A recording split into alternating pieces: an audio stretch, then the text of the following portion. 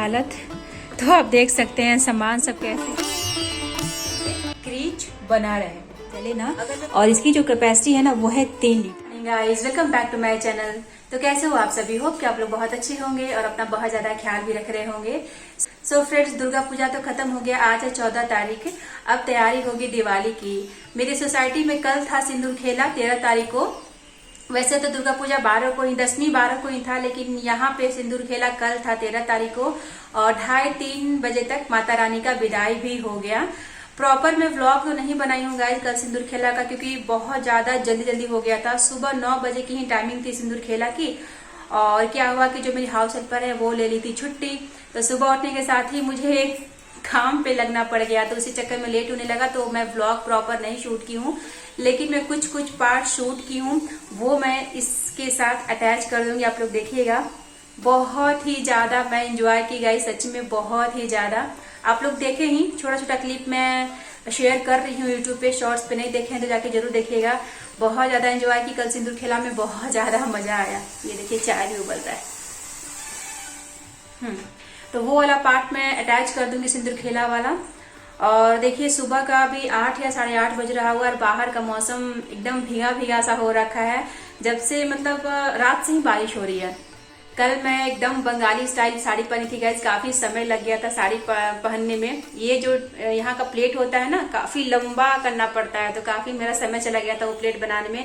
लेकिन फाइनली मैं साड़ी पहन ली थी। मैं प्रॉपर दिखाई नहीं हूँ, पहनते हुए नहीं दिखाई हूँ, पूरा लुक नहीं दिखाई हूँ, लेकिन वीडियो आप देखेंगे ना तो उसमें दिख जाएगा पहना हुआ। तो बहुत ज्यादा सुंदर लगा। और लास्ट ईयर का ही मेरे पास ज्वेलरी था, ये माता रानी का ज्वेलरी था, उसी का मैचिंग वो मैं पहन ली थी।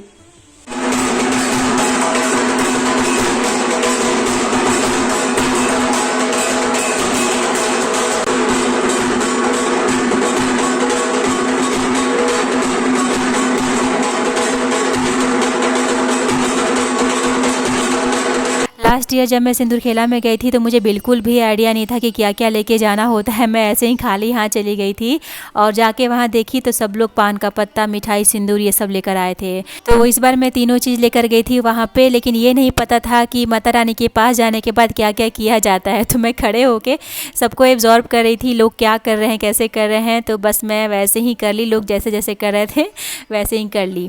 क्या है ना कि हमारे साइड ये सब चीज़ नहीं होता है, मेरे लिए नया था तो देख के ही सीखना पड़ता है।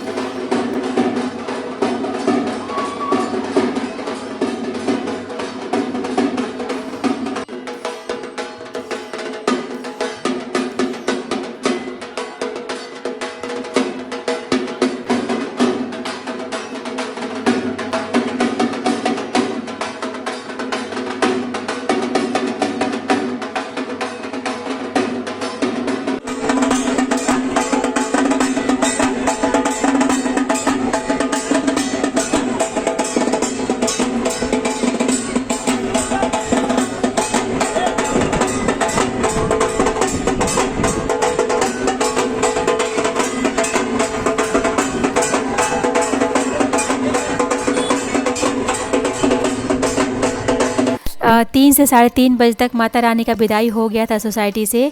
और शाम से ही जो बारिश स्टार्ट हुई है, मैं क्या बताऊं, पूरी रात बारिश हुई, पूरे दिन हुई, अभी भी बारिश हो ही रही है। वॉइस ओवर कर रही हूँ तो जब माता रानी थी सोसाइटी में तो बारिश हो रही थी, लेकिन कभी कभी हो रही थी, तो अच्छे से सारा प्रोग्राम हो गया, जो भी अरेंजमेंट था सब कुछ बहुत अच्छे से हो गया। लेकिन जब से दुर्गा पूजा ख़त्म हुआ है, बारिश छूटने का नाम ही नहीं ले रहा है, कंटिन्यू बारिश हो रही है। तो यहाँ पे मैं फटाफट से अपना ब्रेकफास्ट रेडी कर रही हूँ गाइस, क्योंकि मैं अब लगूंगी दिवाली की साफ़ सफाई में। दुर्गा पूजा में तो पूरी मस्ती हुई, पूरे मज़े किए, लेकिन अब पूरे जोश के साथ काम पे लगना होगा, दिवाली की साफ़ सफाई स्टार्ट करनी होगी। और मैं क्या सोच रही हूँ ना कि एक रूम में साफ़ सुथरा करके रख दूँ, और जिस रूम में सामान थोड़ा कम है उसी रूम से मैं स्टार्ट करूँगी सफाई करना। साफ़ सफाई के बीच में तीनों टाइम का खाना, सुबह दोपहर शाम, ये सब मैनेज करना बहुत ही ज़्यादा डिफ़िकल्ट हो जाता है। तो वही है कि काम जब स्टार्ट करती हूँ साफ़ सफाई का, तो बीच में छोड़ के खाना बनाने आना पड़ता है। जब खाना बन जाता है तो फिर से काम पे लगना पड़ता है। तो यही कुछ दिनों तक अब चलने वाला है मेरे साथ, कम से कम 5 से 6 दिनों तक तो यही चलेगा। मैं क्या सोच रही हूँ कि डेली थोड़ा थोड़ा करके मैं सफाई करूँगी। एटलीस्ट दिवाली से 7 से 8 दिन पहले सारी साफ़ सफाई का काम मैं सोच रही हूँ कि फिनिश करके रख दूँ।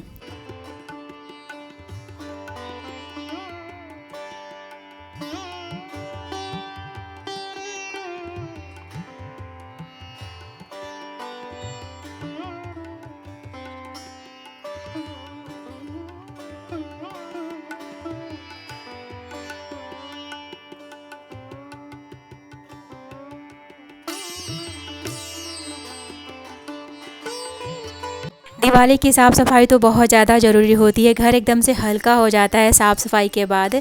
कुछ चीज़ें ऐसी होती है ना जिसको हम लोग संभाल के रखे होते हैं कि चलो आगे यूज़ में लेंगे, लेकिन दिवाली की सफाई में अगर वो सामान दिख गया और लगा कि नहीं इसका यूज़ अभी तक हुआ नहीं है, तो मैं तो वो सामान एकदम से हटा देती हूँ, नहीं रखती हूँ। तो बहुत सारी चीज़ें डिस्कार्ड हो जाती है, तो सच में हल्का हल्का सा हो जाता है। और वैसे चीज़ों को हटा देना ही सही होता है जिसका हम यूज लंबे समय से नहीं कर रहे होते हैं, बस वो स्पेस ही छेकता है, यूज़ तो नहीं होने वाला है, ये श्योर है। तो मैं तो हटा देती हूँ। तो देखिए साफ़ सफाई मैं स्टार्ट की हूँ GBR से, गेस्ट बेडरूम से, इसी में हम सोते हैं और इसमें ज़्यादा सामान नहीं है गाइज। आप लोग देख सकते हैं कि कबर्ड एकदम खाली ही है, बस हल्का हल्का सामान है। लास्ट ईयर तो बहुत ज़्यादा समय लग गया था सफाई में, क्योंकि मैट भी फैलाना था, लेकिन इस बार मैट फैला हुआ है, बस उसको पोंछते जाना है और सामान को अरेंज करते जाना है। लेकिन मैं सोची थी कि समय कम लगेगा, फटाफट से हो जाएगा, पर ऐसा कुछ नहीं है। शाम हो गया था ये काम फिनिश करते करते। आपको मैं दिखाती हूँ क्या है, ये देखिए, ये है मेरी शादी की ज्वेलरी गाइस। यही मैं, जैसे जयमाल होता है ना, तो यही ज्वेलरी मैं पहनी थी। ये मैं चांदनी चौक से लेकर आई थी, दिल्ली गई थी तो वहाँ से चांदनी चौक से लेकर आई थी। तो आप ये देखिए ज्वेलरी बड़ी प्यारी है, ये बड़ा वाला। ओ माय गॉड, कुछ ये सब निकल भी गया है। रुकिए मैं प्रॉपर दिखाती हूँ आप लोग को। मैं सारी ज्वेलरी यहाँ पे फैला दी हूँ गाइज, आप देख सकते हैं। ये है जो गले से चिपका रहता है, ये है लंबा वाला रानी हार जैसा होता है ना कुछ, ये। और ये है मांग टीका, ये है हाथ में लगाने के लिए जो यहाँ पे लगाया जाता है, ये 2। ये है नथिया, पूरा मैचिंग वहीं से लेकर आई थी, मतलब एक साथ ही सारा मिला था। ये है कान का, ये है पासा, मैं अपनी शादी में ये भी पहनी थी। कुछ लोगों को पसंद आया, कुछ लोगों को नहीं भी पसंद आया, क्योंकि आप लोगों को पता ही है कि हमारे में ये सब नहीं पहना जाता है। लेकिन मैं ये भी पहनी थी और काफ़ी अच्छा लुक आया था पहनने के बाद। और ये है जो चूड़ियों में बांधा जाता है ना, वो, तो ये भी मैं साथ ही में रखी हूँ। तो ये ज्वेलरी मैं नहीं पहनती हूँ गाइज, ऐसे तीज त्यौहार आता है तो नहीं पहनती हूँ, ताकि ये सुरक्षित रहे। मेरी शादी की ज्वेलरी है तो मैं संभाल के रखती हूँ। और ये जो आप नग देखे ना बॉक्स में, ये सब एक्स्ट्रा दिया हुआ है, ताकि कहीं से कुछ निकले तो मैं फिक्स कर पाऊँ। और ये सब जो आप देख रहे हैं ना, जैसे मांग टीका होता है तो बाल में 2 साइड से होता है ना, इस तरह से, देखिए ऐसे किधर से, तो वैसा मुझे नहीं लगाना था, इसलिए ये वाला पार्ट निकाल दिया गया है मांग टीका से। मैं बस ऐसे लंबा मांग टीका लगाई थी, क्योंकि पासा भी लगाना था ना, तो क्या क्या लगा थी। तो आप देख सकते हैं ये है मेरी शादी की ज्वेलरी। आप ये देखो, क्वालिटी बहुत ज़्यादा सुंदर है, बहुत ज़्यादा सुंदर, और आज भी वही शाइन है।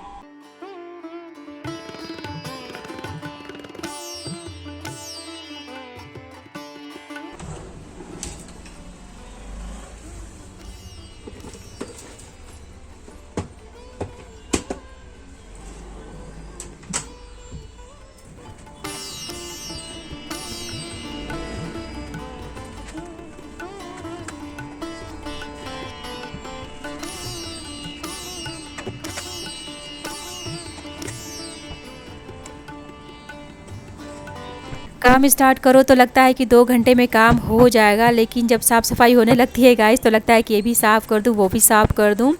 लग रहा था कि सब कुछ तो साफ़ ही है, लेकिन सच में काफ़ी समय लग रहा था साफ़ सफाई करने में।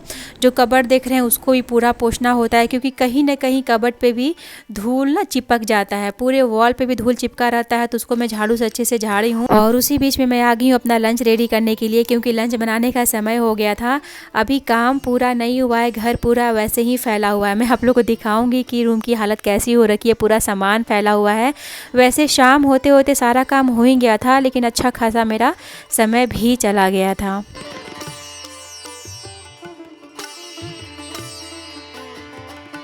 गाइस लंच तो मेरा बन गया। इसमें दाल है, इसमें तुरई की सब्जी मैं बनाई हूँ। अभी आप देखिए मैं यहाँ पे रोटी बना के रखी हूँ, और ये है चावल, और इसमें है भिंडी का भुजिया। तो इतना सब बन के हो गया है रेडी। अब मैं आपको दिखाती हूँ इस रूम की हालत। तो आप देख सकते हैं सामान सब कैसे इस तरह से फैला हुआ है।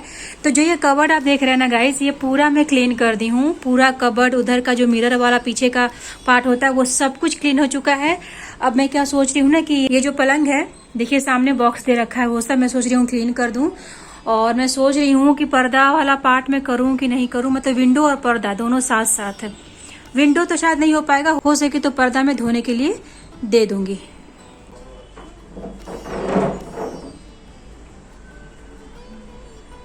जब से ये पर्दा लगा है गाइज मैं एक बार भी इसको नहीं धोई हूँ, और अभी मैं फ़र्स्ट टाइम खोल रही हूँ तो थोड़ा डिफ़िकल्ट भी हो रहा था खोलने में, क्योंकि मुझे आइडिया नहीं था कि इसको कैसे खोलना है। लेकिन फाइनली पर्दा निकल गया, और जो भी इसमें प्लास्टिक के लगे होते हैं ना वो मैं बाहर निकाल ले रही हूँ, और इसे मैं दे दूँगी वॉशिंग मशीन में धुलने के लिए।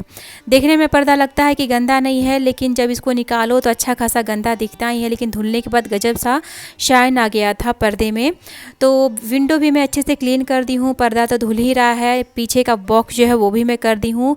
घर में झाड़ू लग चुका है, मतलब रूम में, और लास्ट में मैं यहाँ पर बेडशीट लगा दे रही हूँ। ओवरऑल ये पूरा रूम अच्छे से हो गया है क्लीन।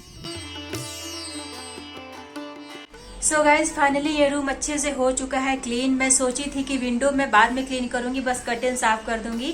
कर्टेन तो मैं वॉशिंग मशीन में लगा ही दी थी, लेकिन विंडो को भी मैं अच्छे से डीप क्लीन की हूँ।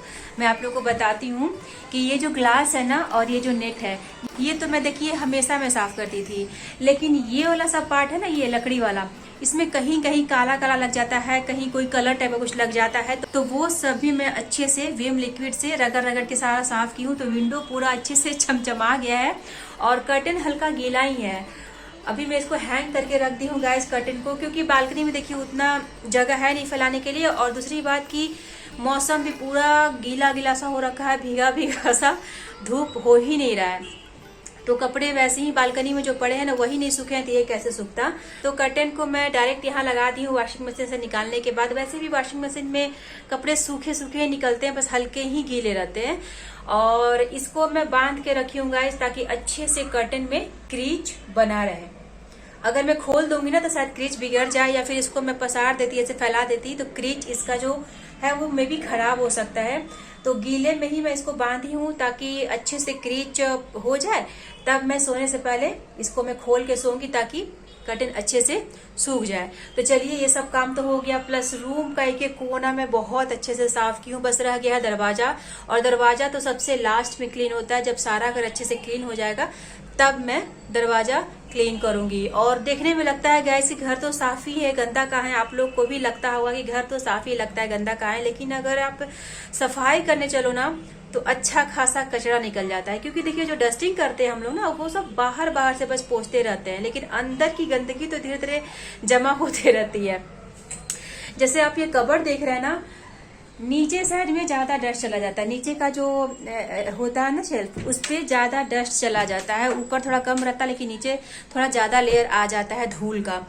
तो अंदरूनी गंदा भी होता है, ऐसी बात नहीं है, पर बाहर से साफ लगता है, पर साफ करने चलो तो अच्छा खासा गंदा निकल जाता है।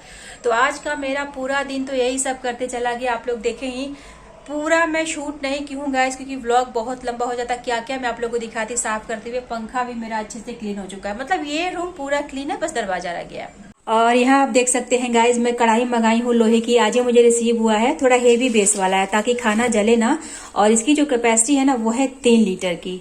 लोहे की जो कढ़ाई होती है ना गाइज, उसको हम ऐसे डायरेक्ट यूज नहीं कर सकते हैं, कुछ कुछ प्रोसेस फॉलो करना पड़ता है। वो सब करने के बाद ही लोहे की कढ़ाई यूज में ली जाती है।